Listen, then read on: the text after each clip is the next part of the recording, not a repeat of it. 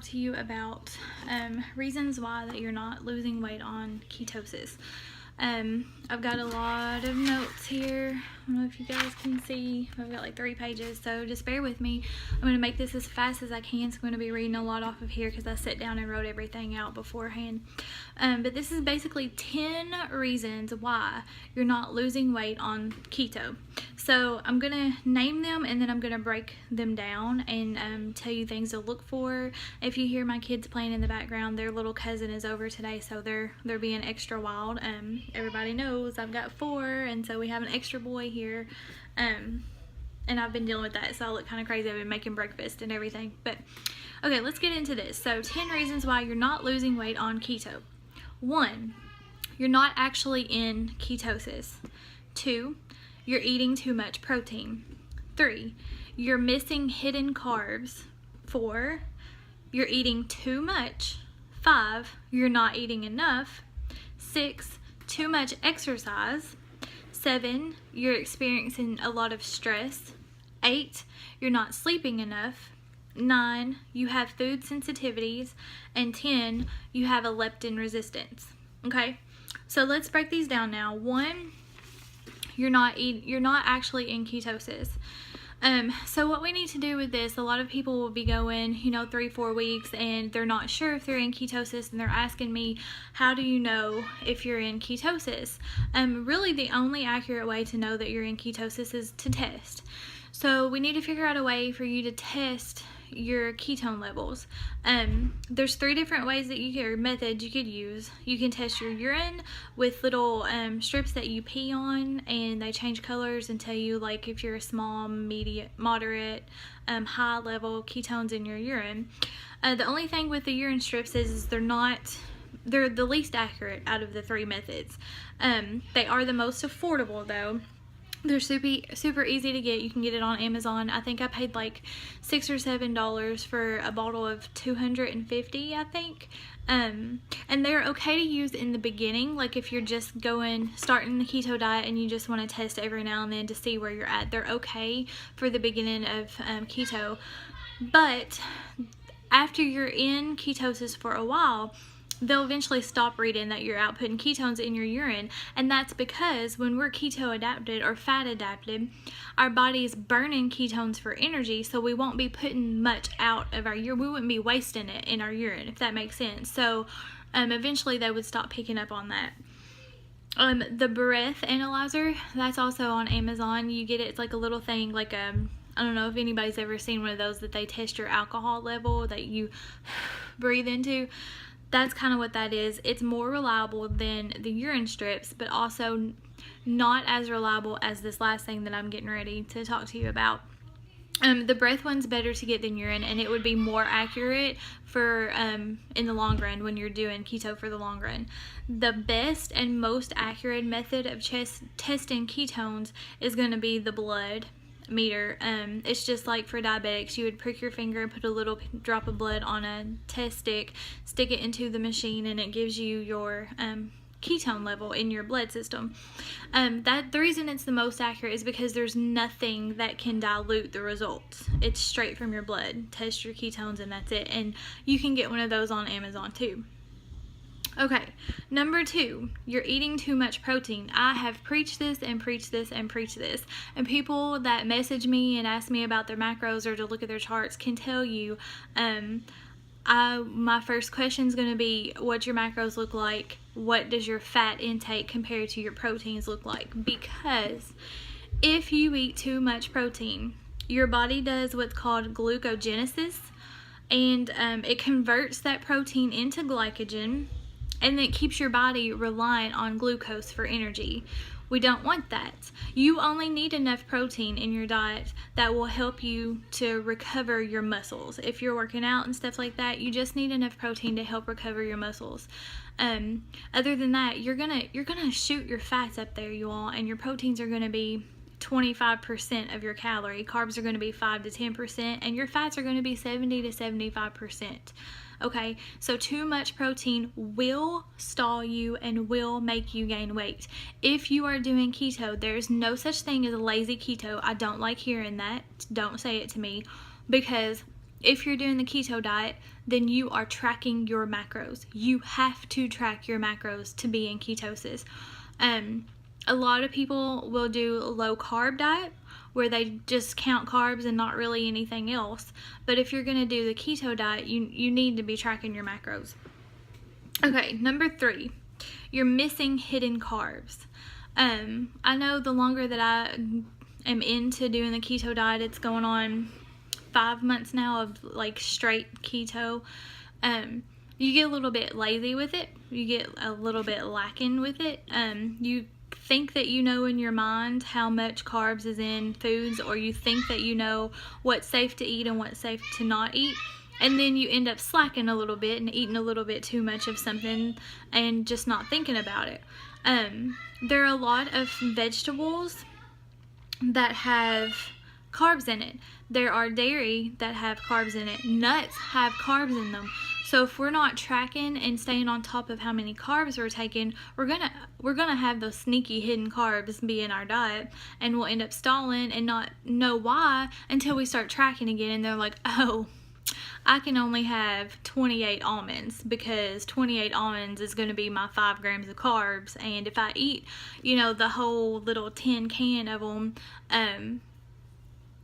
that's going to put me way over on carbs. So we have to really track and watch the dairy and the nuts and the veggies. I have written down a lot of foods that we can have on this diet.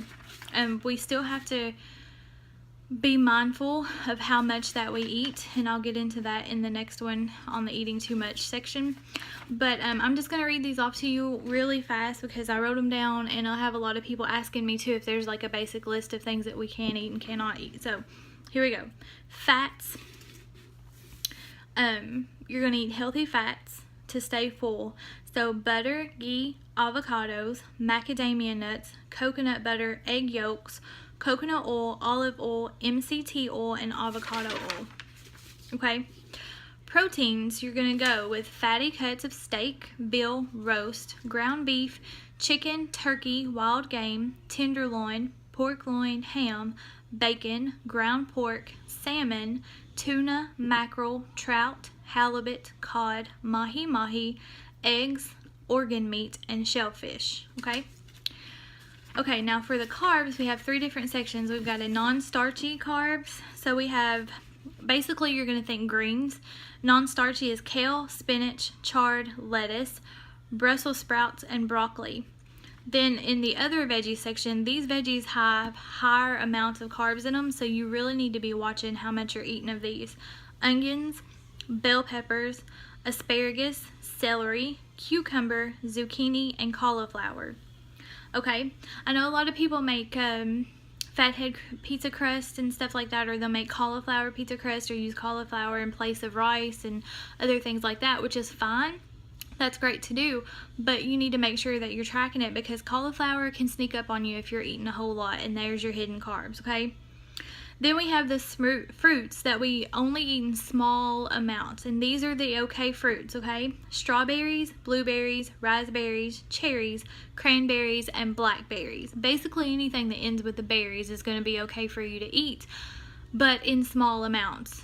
I don't know if anybody's ever logged in like a half a cup of blackberries. There's quite a few carbs in that. I'll have a little handful, maybe 5 or 6 in the morning for breakfast, or in the day whenever I feel like I want something sweet, and that's okay, and you can have these things. Just please make sure that you're tracking them because those hidden carbs will get us. It's gotten me, I know, I'm speaking from experience here. Okay, so number 4, we are eating too much. This is going to be short and simple. You cannot eat an endless amount of fats just because keto is a high-fat diet. Fat or fatty foods have more calories. So if you're eating an endless amount of fats, then you're taking in extreme calories. There still has to be a calorie deficiency, or did I say that right? I think so. Deficit, that's the word I'm looking for. There still has to be a calorie deficit. We can't eat, 4,000 calories a day and expect to lose weight, even if we're doing keto, even if our carbs are 20 and under. If we're eating that many calories and taking in all them fats, we're going to gain weight. We can't do that. There still has to be a deficit in our calories. So don't go overboard on your fats. You stick to, again, track. If you're tracking your macros, you're not going to go over. Okay, I'm back. Sorry, I had to go deal with children's. Alright, so we're on number 5. Number 5 is not eating enough. This one's usually not the culprit. This one is people, okay, I've been guilty of this one too. I'll admit that. I have went 5-6 days in a row without even getting to 700 calories, just because on keto you're eating such high amounts of fats that you're just not hungry. And I noticed whenever I did do that 5, 6, 7 days in a row, I would stall and I wouldn't lose anything. So we kind of really need to track again and make sure that we're getting our calories in at least 1,000. I try to at least get 1,000 calories in, and I know this is like going to be so opposite from anybody else that'll tell you how to eat and track calories, but I try to get at least 1,000 calories in, if not a little more. Like my calories are set at 1,200, so I try to stay between 1,000 to 1,200 in between there. A lot of times just because the higher fats I'm not hungry, so I try to at least get 1,000. And if I have a day where I'm really not hungry and really cannot stomach eating another thing, I won't eat. And if you do that 2 days in a row, that's fine. But your body typically is not going to go no more than 2 days without you feeling the effects of not eating enough. Like you may get sick and you may be super tired and all kinds of other things. So just that a little bit. So I would suggest that if you can, try to eat something. Try to get close to your calories or close to your macros. If you're not hungry, don't force yourself to eat though, but just try not to do that 5, 6, 7 days in a row, okay? Number 6, too much exercise. I know this sounds really crazy. A lot of people will gain weight when they start exercising on keto. That's because our body is flushing out all the water and flushing out all these things, and we're using ketones for energy. The thing with exercising though is like when we exercise and use our muscles, we put little tears in our muscles, and those tears have to heal, so our body will retain more water in order to help those muscles repair and heal. So if we're working out every day of the week, our muscles are constantly getting torn, so we're constantly holding on to extra water, retaining water. So you're probably going to go up 3 to 4 pounds and kind of hold it there until your body gets used to working out, which could take a month, 2 months.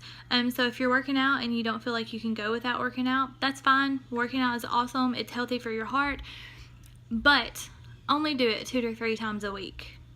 You don't have to work out every single day. I personally don't work out at all. I was 149 yesterday morning, or day before yesterday, and 149 again this morning, and I have not exercised. I'm just really sticking to my keto diet. That's one thing that I love about this, because I do have a big family. I've got a family of 4. I go to school full time, cosmetology school, and I'm there 8 hours a day, 8.5 hours a day. I'm just looking out my window. There's a bird doing some crazy stuff out there. Anyways, so I don't have time to exercise, and that sounds ridiculous, but I don't. Like, I've got a gym. My gym room is like right there in the next room beside of me.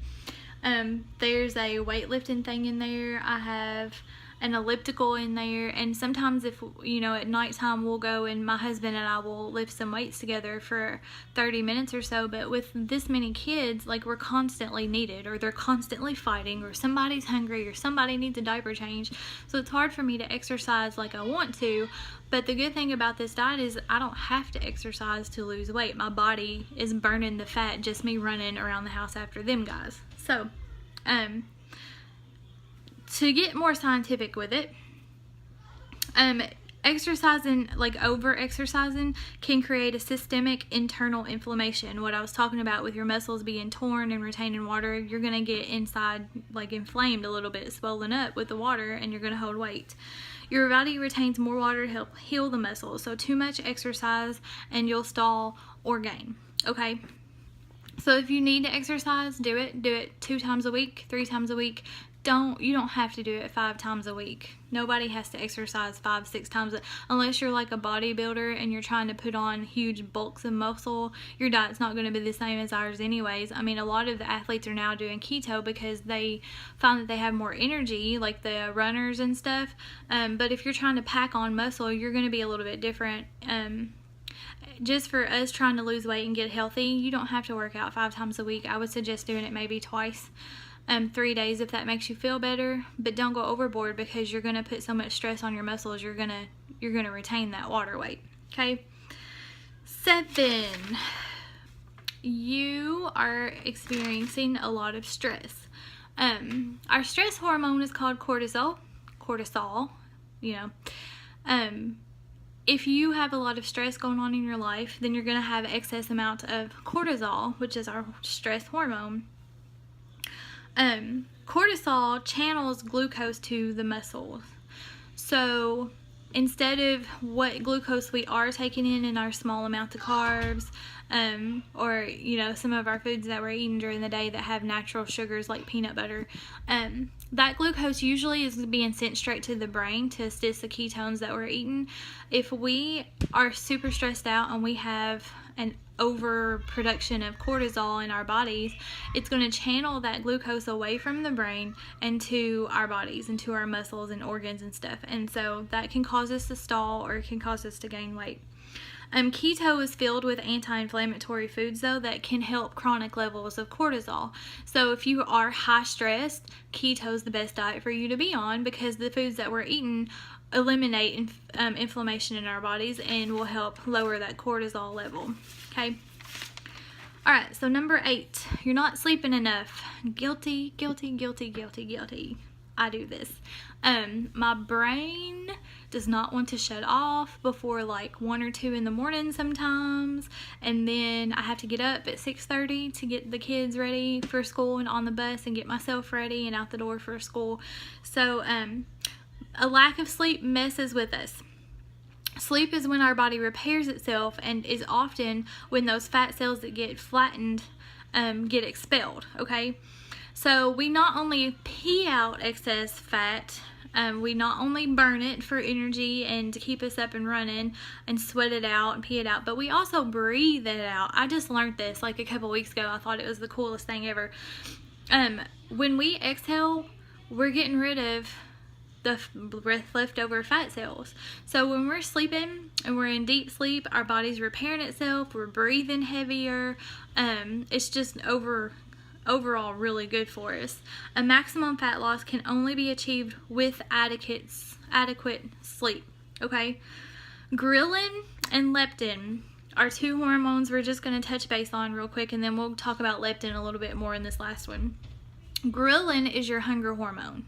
Okay, ghrelin's what tells you that you're hungry and you need to eat. Leptin is the feel full hormone. Okay, both of these are affected by lack of sleep. Both of these, your leptin will go down. You won't have that hormone telling your brain, stop eating, you've had enough fats, there's enough fats in the body, you're full. And then ghrelin will go up, and you'll be like, God, I'm starving, I'm hungry, and you're eating all the time, and then you have nothing saying, okay, shut it down. So it's constant. So lack of sleep can mess with those 2 hormones, and those 2 hormones are very important for us when we're trying to lose weight, right? Number 9, let's go to number 9, is food intolerances. Okay, the most common food intolerance is going to be dairy. We use butter in everything on this diet. I use heavy whipping cream in my coffee and butter every morning. But if you have a food intolerance to dairy, then you're going to stall. You're going to gain. So if you are going this long on keto and you're eating your cheese and you're eating your heavy cream and your butter and all these things, some people still eat yogurt, I do not, but if you do, and you're stalling out but everything else is perfect, then hold on, go away, kids. If you're stalling and everything else is perfect, if you're hitting your macros, if your calories are at the deficit they need to be at, but you stall, then you're going to have to take a look at what am I eating that's causing me to stall. Do you have a food intolerance? Could it be dairy? So go a few days and take out dairy. I know that's super hard because we love having our butter, we love having our cheese. I love having my cream in the morning. I put cheese on everything. So if I were to have an intolerance to that, it would be like a bummer. But if we have an intolerance to it while we're eating keto, that means we have an intolerance to it when we're not. Anyways, again, kids. So if we have an intolerance to dairy with keto, then we're going to have an intolerance to dairy eating a normal everyday diet, right? I mean, intolerance to foods kind of don't change. So at least with this, you're going to know if you have upset stomach all the time, if you're running to the bathroom all the time, and I don't mean for number one, you're going to know that, hey, my body is not reacting good to dairy, even without the keto diet. So, I mean, it's a good thing to know, but kind of sucky too if you're stalling and you can't have cheese anymore, right? But food intolerances are a real thing, and that could possibly be what's causing you to stall on keto, okay? Number 10, this last one is going to relate back to every single one of these points, and that is leptin resistance. And we touched on leptin a minute ago. I'm going to read this off because I wrote down a lot of facts about leptin, okay? Leptin is our fat controlling hormone that tells the brain that there are enough fat cells present, so you get a signal telling your brain that you're full once you eat. So it's going to tell you, hey, I'm full, you can stop eating now, I've got enough fat in my system, we're good, okay? It's produced by fat cells. It's responsible mainly for regulating how many calories we eat, how many we burn, and how much fat we carry on our bodies. A resistance to leptin is when you have plenty of leptin, but the messages aren't being received by your brain. And this could be caused by sleeping patterns. It can be caused by processed foods, if you have a diet of processed foods that you're eating. It can be caused by overeating. It can be caused by stress. And then it can be caused by calorie restriction. So this one leptin hormone can be affected by all of the other 9 things that we're doing, okay? Not enough sleep, overeating, not eating enough, stress, processed foods, food that we're taking in. Leptin can be affected by this, and it's not because we have a lack of leptin, it's because the diets that we're eating aren't causing our brains to get the signal that we're full. So I wrote, because of this, people overweight have plenty of leptin, but their diet and other factors keep the message of I'm full from making it to the brain. So this could be another way of, or another reason why that you're not losing weight on keto.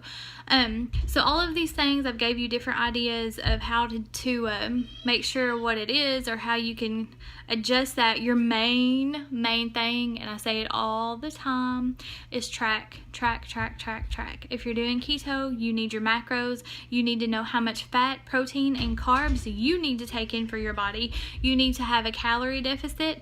You need to know exactly what that calorie deficit needs for your body to burn. You need to track. It's free to track. You can do it on MyFitnessPal for free. You can do it old school with pen and paper and track down. Sleep. Make sure that you get to bed at a decent time and try to shut your phone off. Hard for me. I'm guilty of this. I need to work on this. I've been trying to cut my phone on silent at night and put it off to the side, but when somebody texts me or something, it lights up, I automatically want to check it and see.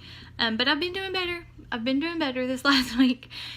So get on a schedule with sleeping. Get you something to test your ketones, whether it be urine strips for beginners starting out, or go ahead and pay the $27 for the breath meter, or get you a blood checker off of Amazon. Don't go over your proteins. I say this a lot to so many people. Proteins need to be 20 to 25% of your calories. Fats are 70 to 75, carbs are 5 to 10, okay? Don't go over your proteins. Okay, so this is my little spiel about that. If anybody has any questions or wants me to check their macros or get their macros for them, feel free to message me, and I hope that you guys have an awesome day.